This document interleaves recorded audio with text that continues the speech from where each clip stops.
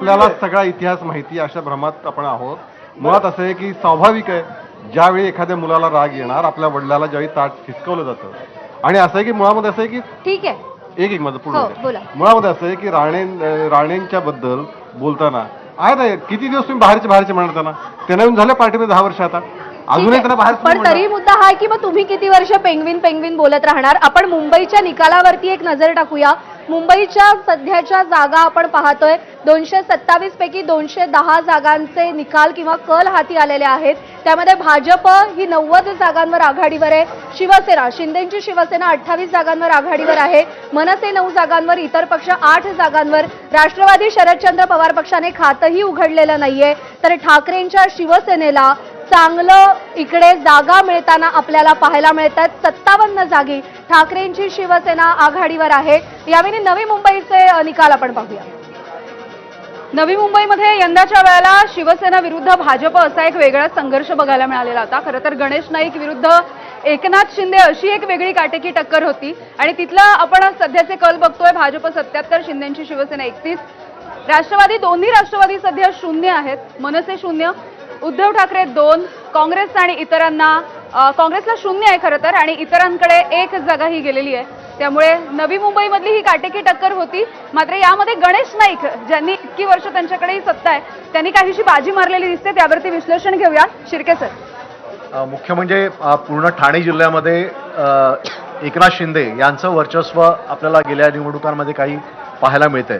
पण हे वर्चस्व सिस्टमॅटिकली संपवण्याचा प्रयत्न हा भाजपकडूनच होतोय असं स्पष्टपणे याच्यामध्ये दिसतंय. आणि नवी मुंबई जे उदाहरण आहे ते अतिशय ठळक उदाहरण आहे. याच्यामध्ये गणेश नाईक स्वतः मंत्री आहेत आणि दुसरीकडे एकनाथ शिंदे हे दोघेही मंत्री आहेत. पण याच्यामध्ये ताकद जी दिली ती भाजपला गेली आणि तिथं एकनाथ शिंदे हे मॅच करू शकले नाहीत. म्हणजे भाजपनं विरोधी पक्षांना स्पेस ठेवली नाही. आणि तोच प्रकार आता मित्र पक्षांच्या बाबतीत पण दिसतोय की अजित पवार हे पिंपरी चिंचवड आणि पुण्यामध्ये त्यांना स्पेस नाहीये.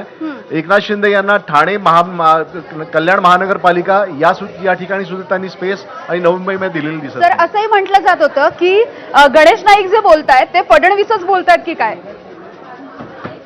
नाही, गणेश नाईकांची गेल्या वर्ष दीड वर्षातली जी वाटचाल आहे ती निश्चितपणानं एकनाथ शिंदेच्या विरोधातली आहे हे स्पष्ट दिसत होतं.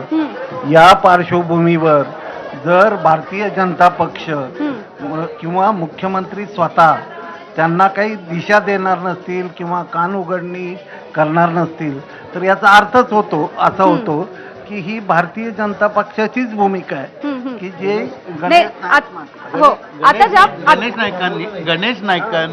गणेश नाईकांना देवाभाऊनी दिलेली ही ताकद आहे. त्याने पूर्ण कूटनीती राजकारण सगळं देवाभाऊनी तिथं केलेलं आहे. आणि एकनाथ आता घटक पक्षच आहे, घटक पक्ष हे दाबलेच जायला पाहिजे आणि भारतीय जनता पक्ष पुढे आला पाहिजे. ही स्ट्रॅटेजी काय चुकीची आहे त्यांची असणारच ना. नाही म्हणजे आता नितेश राणेंनी जी टीका केली वैयक्तिक, तशाच वैयक्तिक टीका आपल्याला इथे पण दिसल्या होत्या. खरं ते ह्याच्या आधी सुद्धा लहानपणापासून म्हणजे आम्ही राजकारण बघत आलोय. ठाकरेंची भाषा सुद्धा साधारण तशीच होती. त्याच भाषेत उत्तर दिलं गेले. सभ्यता संस्कृती आहे का ते बिलकुल नाही, आम्हाला आवडलं का बिलकुल नाही.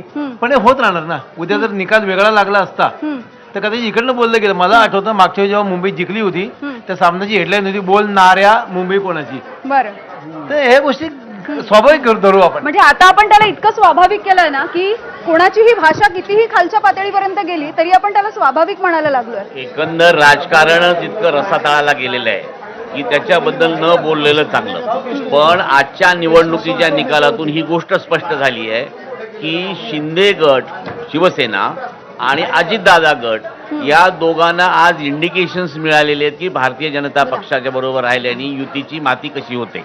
आणि मला असं वाटतं की या दोघांनी ते कदाचित सावध होतील. पण एकंदर शिंदे जे गट आहे तो भाजप बरोबर सत्तेमध्ये येणार आहे. त्याच्यामुळं सत्तेचा आनंद हा त्यांना मिळणार आहे. सत्तेचा फायदा घेणार आहे आणि सत्ता कशी राबवायची, सत्तेतून आणखी स्ट्रॉंग कसं व्हायचं एकनाथ शिंदेना खूप चांगलं माहिती आहे. भविष्यामध्ये येणाऱ्या काही काळानंतर एकनाथ शिंदे हेच भाजपचे खरेच स्पर्धक असतील का काय असं वाटायला लागते. मुंबई सोडून एक मिनिट नितेश राणेंच्या बद्दलच मला बोलायचं आहे. अडवाणी आणि वाजपेयी हे सुसंस्कृत नेते होते. विरोधी पक्षात होते त्यावेळी सुद्धा त्यांनी कधी बोलण्याची पातळी खाली नेली तोच नव्हती. मुद्दा होता, सर. आता